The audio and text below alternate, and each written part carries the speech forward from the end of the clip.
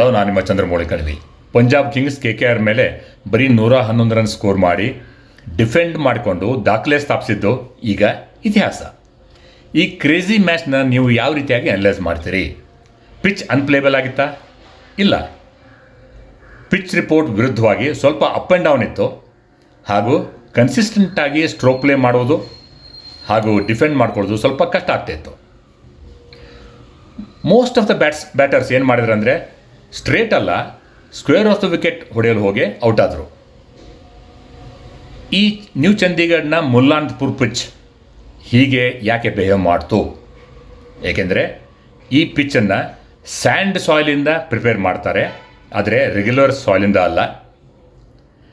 ಅದಕ್ಕೆ ನಾರ್ತ್ ಇಂಡಿಯಾದ ಈ ಬಿಸಿಲಿನ ಬೇಗೆಯಲ್ಲಿ ಮೇಂಟೈನ್ ಮಾಡೋದು ಭಾಳ ಕಷ್ಟ. ಅದಕ್ಕೆ ಪಂಜಾಬ್ ಬ್ಯಾಟರ್ಸ್ ಅವರ ಧ್ಯೇಯವಾಗಿದ್ದ ಆಲ್ ಔಟ್ ಅಟ್ಯಾಕ್ ವಿಫಲ ಆಯಿತು.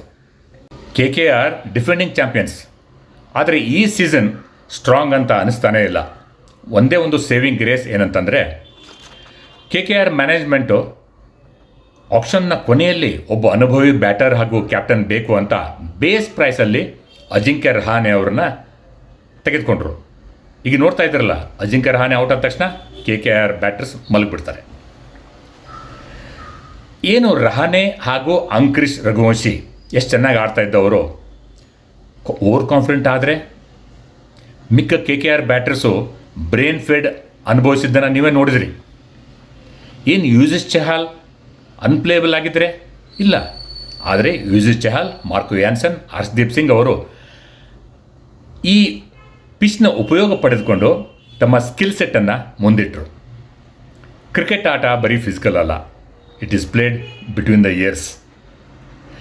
ಈ ಅನ್ಬಿಲೀವಬಲ್ ಮ್ಯಾಚ್ನಿಂದ ನಾವು ಏನು ಕಲಿಬೋದು ಏನಂದರೆ, cricket is a game of glorious uncertainties.